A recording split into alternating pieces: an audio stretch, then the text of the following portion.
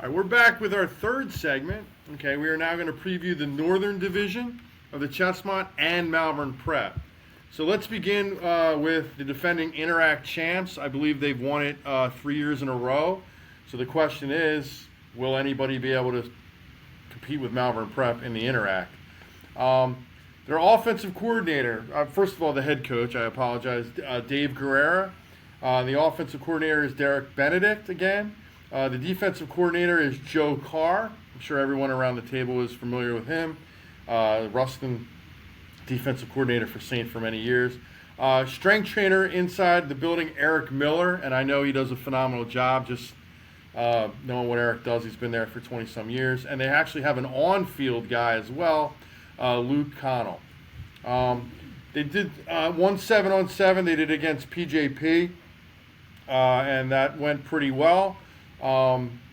They have, as I was told, 20-some guys being recruited by college, so they obviously have a lot of talent on the team. Returning, Zeke Bates is the running back. Melkonian will be the quarterback returning. Defensive ends, Jackson Ford, who signed with Penn State, and a younger guy, I think he's a sophomore, George Parkinson, who tore it up as a youngster on the JV level. So let's get to the commits. They have Trey Gibson, who's a receiver and a defensive back, and he's committed to Fordham. They have Cade Cooper, who's a junior, is being looked at by schools such as Duke and Syracuse. Jackson Ford, as I mentioned already, who had a monster year last year, signed with Penn State. Zeke Bates committed to Minnesota. Max Mooring is a linebacker that's committed to Kentucky. They have Bryce Wiley, who is a Bucknell guy now. He'll be an offensive tackle. And like I said, they have 14 more kids. We'd be here all day talking about guys that are getting looked at if we stayed on. So I know that Malvern will open up down the shore. They'll be playing LaSalle, and that'll be our Week 1 ChesCo Gridiron Game of the Week. So looking forward to that. That was a great game last year. Malvern just got edged at the end of the game. Inside the league, the two teams I think that Malvern will give them some competition will be the Hereford School and Chestnut Hill. Pete, I know we talked earlier about the schedule. The good news for Malvern is everybody comes to them this year as opposed to them going everywhere. The bad news is, I don't think it's bad news to have a really, really good schedule, but they play some really tough teams. Tough team, Del Barton School, who Malvern had to unleash a furious fourth quarter comeback last year to defeat those guys. Imhotep's on the schedule, aren't they? Yeah, so Roman is off the schedule, and Imhotep is back on the schedule. But that's also at Malvern, I believe. Yes, it is at Malvern. And then Gonzaga will actually make the trip up the Beltway to play Malvern this year as well. So, it's a pretty good schedule. You got stats? Yeah, I think the biggest thing you look at Malvern this year, the defense was just almost historic last year. Yes. Bauer. They lost the big boy in the middle to IMG. I know some of those kids, Pelicata, obviously. Going to Duke. Yeah, it's almost like obviously it's like a college over there. They just kind of pull up the next guy from wherever and plug them right in. But they gave up 83 points in 10 games last year on the defensive side. So that's going to be interesting to see how they kind of regroup and reload on that side of the ball. Like you mentioned, Bates. He's committed to Minnesota. He has 700 yards rushing for his career. It kind of shows you the depth of Malvern. He's hardly even had a ton of carries. Going to Minnesota. Melkonian's been there playing. This will be his fourth year as a starter, at least to some degree. So obviously a lot coming back in that regard. He's got 1,500 yards in 3 seasons. So and the Vanderbilt baseball commit too. Yeah, not bad. So. Yeah, but I think defense, that'll kind of dictate things if they're able to reload on that side of the ball or not. Here's the one thing I'll be interested to see down the road. And I know St. Joe's Prep, they like to play their non-league schedules like out of the state, for the most part, and, a national schedule. At some point, I would look for them, play Malvern Prep, right? LaSalle plays them, and I think Dave's probably gotten that program to that type of level. I mean, we see, I know Saint brought it up, not against Malvern Prep, but he's like, hey, at some point he wants to see the PIAA do the right thing and start splitting it up. I don't want to get into that conversation, but, you're either, all I know is if I go to the grocery store, if I could shop for my own groceries instead of having them delivered to me, I'd probably, be better off doing that, right? So, all right, let's move on. Next topic, Graham. We're going to go to Downingtown East? Absolutely. All right, we'll go to Downingtown East. Head coach Mike Matta has been there, the head coach since the school split. Had a little bit of a down year for Downingtown East, not for anybody else. They finished 7-4 last year, won a playoff game. But Coach Matta will tell you that's not the standard at Downingtown East. So Jeff Whitaker returns as the offensive coordinator. This will be his third year calling the plays. Evan Bryce-Blatt is defense coordinator and special teams coach, former head coach in several schools. And Will Davis is a strength coach. When you think about Downingtown East, you think weight room, I think. And Will Davis does a great job running that part of the program. Offensively, they're for the third year in a row, they're going to be breaking in a new quarterback. And it should be a familiar last name if you're familiar with Chester County football. Ethan Ellis, the son of Matt Ellis and the nephew of Dan Ellis, the Henderson offensive coordinator, is slated to be the starting quarterback. And he'll be a junior, so we'll probably get a couple of years out of Ethan. Good athlete, basketball player, very coachable young man, so it really depends on him grasping the offense. They're going to run the ball. Everybody knows that Downingtown East is going to run the ball. But, the play-action pass and the quick passing game, if Ethan can master that, they're going to have a good offense. Offensive line-wise, they return 3 starters. Cooper Ward, Zane Hassan, and Sri Malana all started last year, and they're all coming back. Ryan McGowan played some tight end last year, starting defensive end. They're counting on him to fill a bigger role at the tight end position. Running the ball for Downingtown East to be a 3 or 4-headed monster. Logan Litwinko, John Morin, Alex Rios, and Jules Robinson all saw time at the fullback and halfback positions, and all 4 of those guys will be heavily involved in the Downingtown East run game. Defensively, and when you think again Downingtown East, you're thinking an attacking defense, multiple fronts, multiple blitz looks. Name that jumps out at you, Abraham Sissett is a junior. Started as a sophomore last year. He's 6'5", 220 pounds, and he looks the part. He's Pete, you've seen him up close on the basketball court as well as the football court. Great kid, 3.5 GPA, great family. He's been to all these Penn State, all these elite camps in the off season, and Coach Matta told me off the record, which is kind of on the record now, he's one of the best ones he's ever had a chance to coach. Yeah, he's very excited about his defensive line.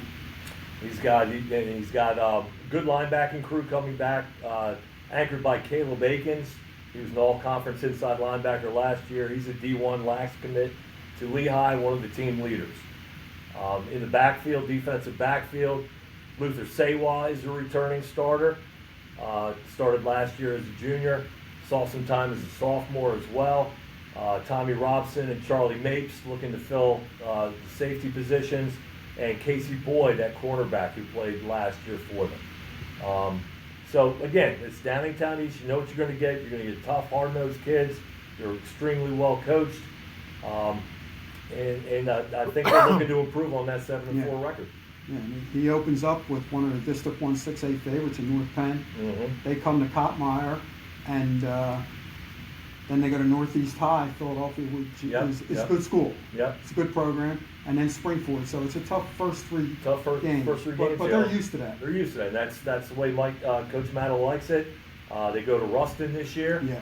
And then obviously you've got, defending champion Shanahan. You've got Coatesville. And the big one at the end of the year, Downingtown West. So The schedule's loaded. Coach Matt is very excited. You talked to him last week. He says he looks refreshed. He looks refreshed.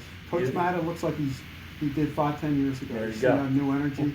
Got his So, hip operated. I on. need to get a look at that. I need to get a look at Yeah, that. Coach Milano might not saw that side. I of need him. to Yeah. see. I want to see him refreshed. I need to see him refreshed. So it should be an exciting year for Downingtown. Yes. Yeah, you look back on last year. I mean, 2 years ago they had the historic defense. Last year, defense gave up a little bit more points than they're used to.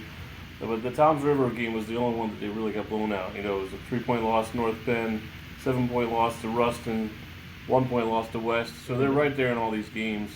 They got a ton coming back on defense, so that's got to be a huge reason for optimism. And offensively, they're going to run the ball and be able to do some things in that.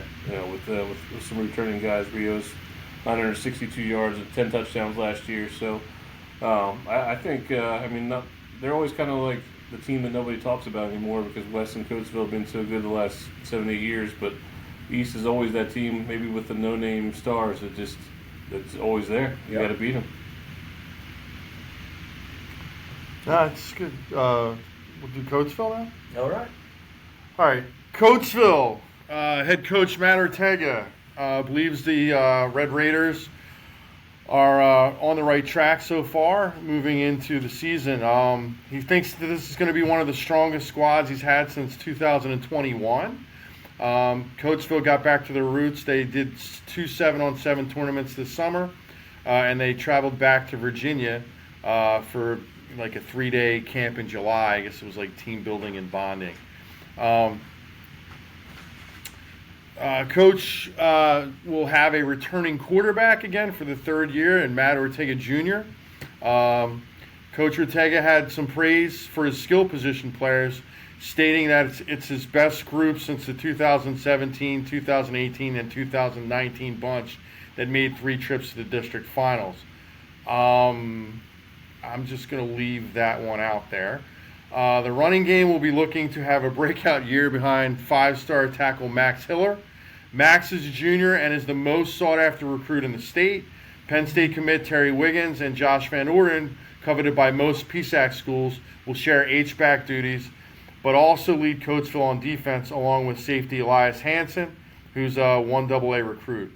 When airing it out, Ortega will look to connect to Hansen, Quan James, Elijah Hampton, Kamal Kenyon, Lawrence Beckett, and Christino. So Coatesville has an exciting Week 0 matchup, and they'll be hosting Garnet Valley, and that's the Central League District 1 Power.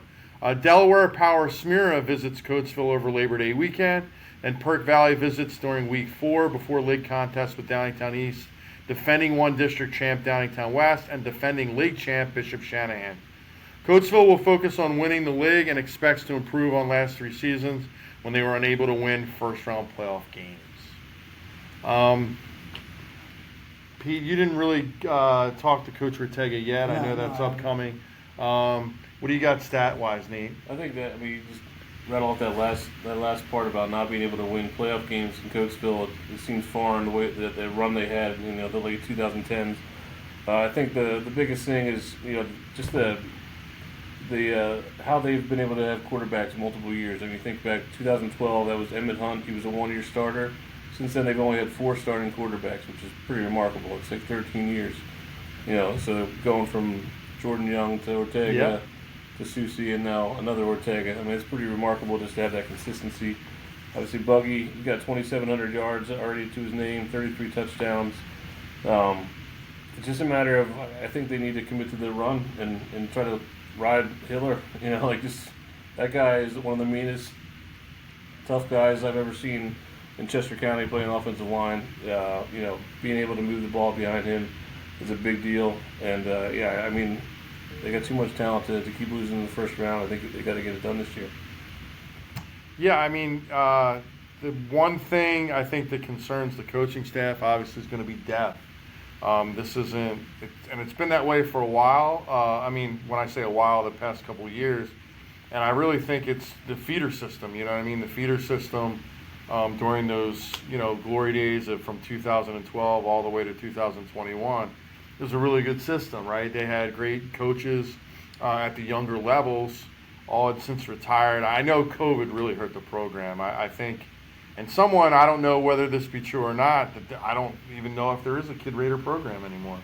And so everybody kind of filtered back to DYW. You know, I know Marsh Creek's going strong, and you know, it's something to be said for feeder programs. You know, with football, that's really kind of how you learn the fundamentals and the basics. And if you don't have that and you get a late start, it makes it tough. But you know what I mean? I'm not here to make excuses. It is what it is. Depth is really, really important when it comes to high school football. And all the coaches that all of us talked to throughout the last couple of weeks, I'm sure they're all saying the same thing, right? Hey, you know, we really don't have depth, so we can't afford anyone. You know, I mean, I you know, heard that a zillion times, right? So, but Coatesville really, guys are going to really have to start playing both ways again on the line, and that's not something we ever really like to do. And if that happens again and they can't sustain it, you know, you're going to have problems. Well, speaking about that leads me right into the Bishop Shanahan preview, because the defending league champions in the Chesmont North, everybody goes both ways. And that's the one thing head coach Paul Myers has talked about. He says, you know, we get beat up during the year, and then at the end of the year we have the 2 Downingtowns in Coatesville in 3 successive weeks, and it really thins out the herd. But Paul's excited. I mean, he thinks these kids are coming back with a little bit of a chip on their shoulder, because people were like, can't believe Shanahan won the league. Well, you know, they did. And you have to consider them a major player again this year, with 8 starters back on defense, 7 on offense. Anthony Aquila, the quarterback, dual threat, 2-year starter. One of the best combinations passing and receiving is Aquila to Aiden Civitelli, who's getting a lot of D2 and D3 looks. Civitelli, very fast receiver, is good on one-on-one balls. And they have one of the best linemen in the Chesmont, 2-year all-league both ways, Mike Cleary, big 6'5", 265 kid. And, you know, the feeling around Shanahan is, why not us again? You know, and I'm buying in. I think they're a quality football team. They start off the year with a couple, should be wins, you know, against Roxborough, Philadelphia, and School of the Future. But then they get Pope John Paul, and they're a 4A school, and, you know, people can say, well, they don't play anybody, but, you know, at the end of the year, they had 3 of the best teams in District 1 year in and year out on their schedule. Yeah. So Nate Brackham will be their main running back this year, and they're very optimistic at Shanahan. They you know, they snuck up on people last year, and they're not going to do that this year. Right. Especially, I know Downingtown West has got them circled, and I'm sure Coatesville does too. I mean, they were tied with Downingtown East at halftime and kind of let that game get away from them. Yeah. But Downingtown East knows now too. I mean, they're not going to sneak up on people like they did last year. Right. And I think this year they seem to have a confidence, not a cockiness. They have a confidence because they were always trying to get to that mountaintop, and last year they did. They did. Yeah, Civitella, like you mentioned, he seems like one of those kids that you're like, I can't believe that kid's still around. He's played a lot as a freshman, got 85 career receptions, almost 1,500 yards, 15 touchdowns. So, I mean, he's just been making plays for 3 years. You know, he's going to be one of the biggest weapons, you know, in the division this year again. Both sides of the ball, plays really good defensive back. Like you said, Aquila, you know, 700 yards rushing last year, 900 yards passing. And Paul said that Aquila will run the ball a little more this year. Yeah, out of the pistol. I mean, they definitely have the weapons. I mean, people, like you said, they snuck up on people last year, but it's not like they won't be up for the fight because they got a lot of guys coming back. So yeah. Anything, buddy? Where we at? Shanahan? Downingtown West. Where are you going to We go Downingtown West. We go Downingtown West, absolutely. I know a little bit about Downingtown West. We were hoping. Yeah, I do. Hey, again, second-year head coach Tom Klein. Tom stepped in and replaced me, and what an amazing job they did. Going to win the district championship. And I remember struggling for years and years trying to get there, and it took Will Howard and a bunch of division, scholarship kids to get it done, and they did it last year without those guys. They did it last year. We're talking about no-name teams, and they weren't no names, but they weren't big-name guys. And the run they went on, to me, was amazing, just an amazing run, and they need to be congratulated for that. The slip against Shanahan, notwithstanding. And they do have that. I promise you that they will have that game circled this year. Changes on the staff. No real changes, although a switch of roles. Andrew McLaughlin, who played for me back in 7, 8, and 9, has been on staff for a long time as the running back coach, is now the offensive coordinator. Last year's OC, Chris Olson, is still there in a mentor role. Phil Plank, who stepped in as a defensive coordinator, and they just played outstanding defense all year. Phil's a hard-nosed guy, played at West Virginia out of Springfield High School back in the day. And so I expect and Tom does too, expects the defense to be really, really strong. And he talks about the strengths, and he says he thinks the strength of the team is going to be the skill positions on offense and just the entire defense as a whole. He mentioned the skills on offense. They're looking to replace 3 starters on the O-line. 2 of those kids were injured and are going to come back, so it's going to be an experienced front as well. And I know a lot of those kids played for me as sophomores a couple of years ago.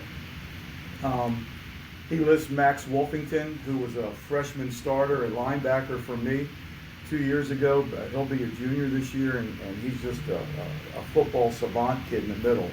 He's respected. He's a great leader. Brian Carter, who played nose tackle, is going to stand up and play some linebacker, and I've been watching him run around, and he's a great athlete and a tough kid. On the offensive side, Tom's talking about Cole Bricker and J.D. Weller as their connection, but they also have skill kids. They have Amari Cannon and Jacob Barry going to share reps, I guess, at running back until somebody emerges as the guy. He's got a couple of Z's, we call them slingbacks in Downingtown West, that he loves. They've got some kids. You always talk to me, and I always bragged about, all I ever talked about was I got Downingtown kids. Downingtown kids. They're Downingtown kids. They work their tails off. They know what it takes. They know what's required. And believe it or not, there are 2 weight rooms in Downingtown. One's up in the other township, and one's down here in the borough. So they get after a little bit too. Recruitment-wise, he's got TJ Sinkus. TJ was a skinny quarterback we superfroshed a couple years ago, and now he's 6'5" and 265 pound, outside linebacker, defensive end kid, also playing some tight end. And he's an Army commit already. And then Bricker, J.D. Weller, Carter, Shoemaker, Markley, they're all being recruited, and they're all great kids. They've been playing for a couple of years.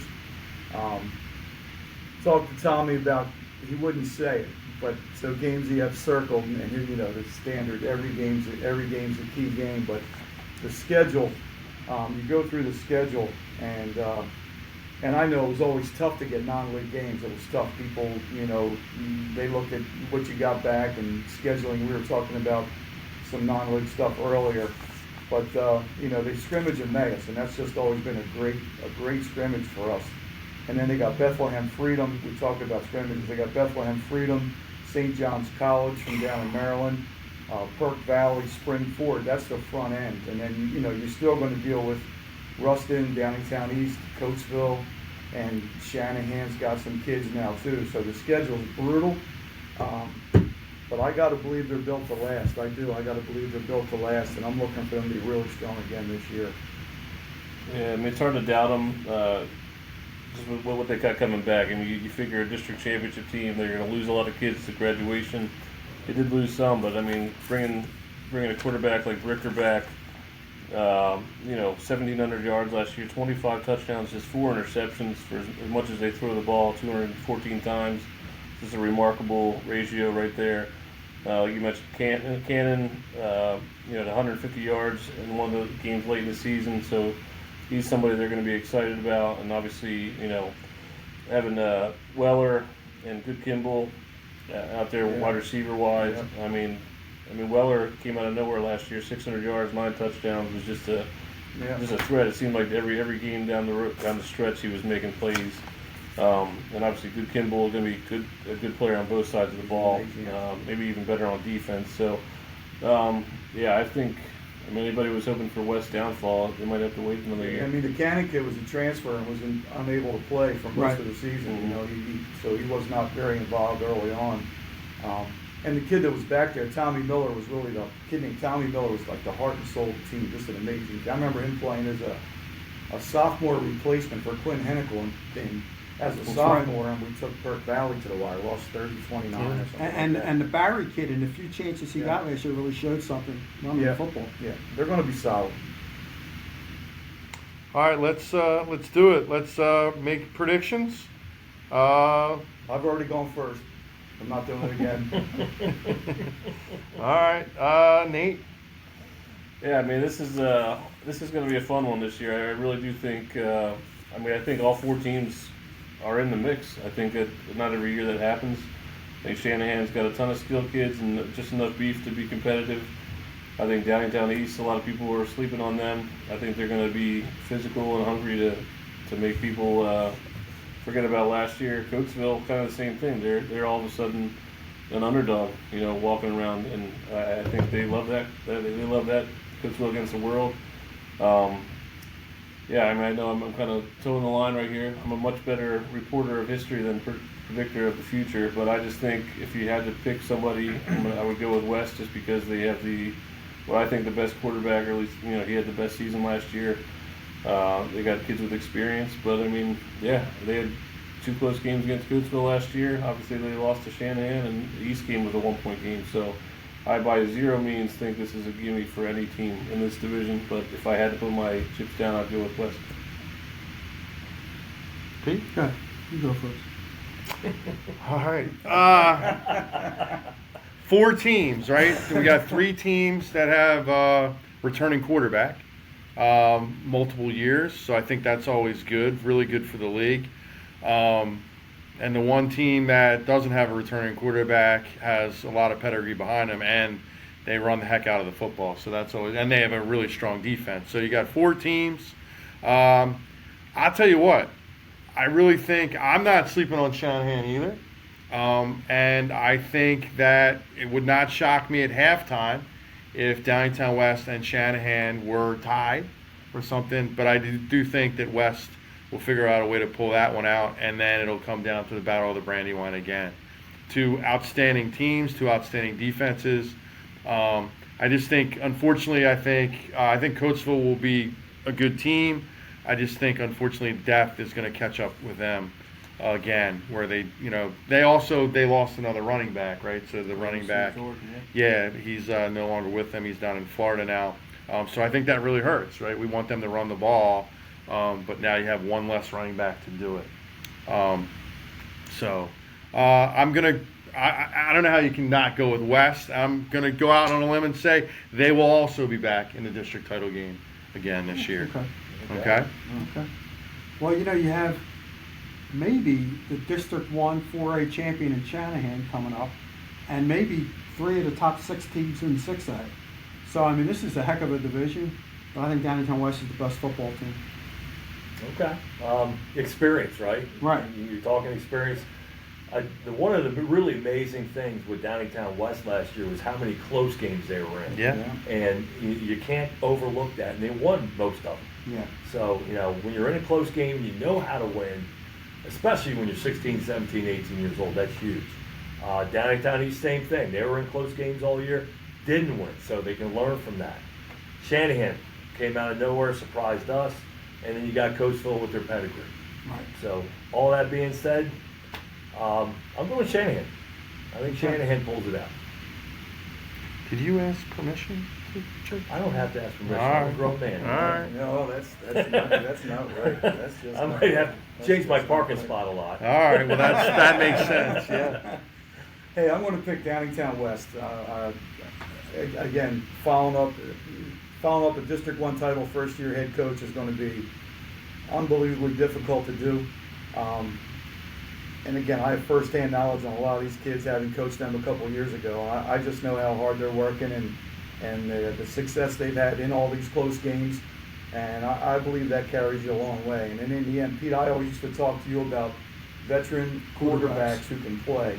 And Cole Bricker is certainly one of those kids. And he's got weapons around him. And I just think their defense is going to be better even than it was last year. And they were outstanding last year. So I'm going to pick Downingtown West to repeat. Or not to repeat, to knock off the reigning champs of Bishop That's Shanahan. true. Yeah. So I want to clarify my prediction. This is just for the Northern Division. I think Downingtown East beats Downingtown West in the Battle of Brandywine.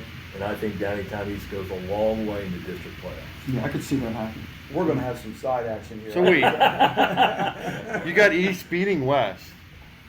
So then that almost would lead to a three-way you gotta tie, see how wouldn't the it? games play out. Oh my goodness. All right. We're gonna have some side action. Yeah. All right, well, stay tuned for our last and maybe most interesting episode, right? So we're going to have a preseason all Chestmont or really all Chester County team. That'll be our next session. And looking forward to doing it, and we will see you soon.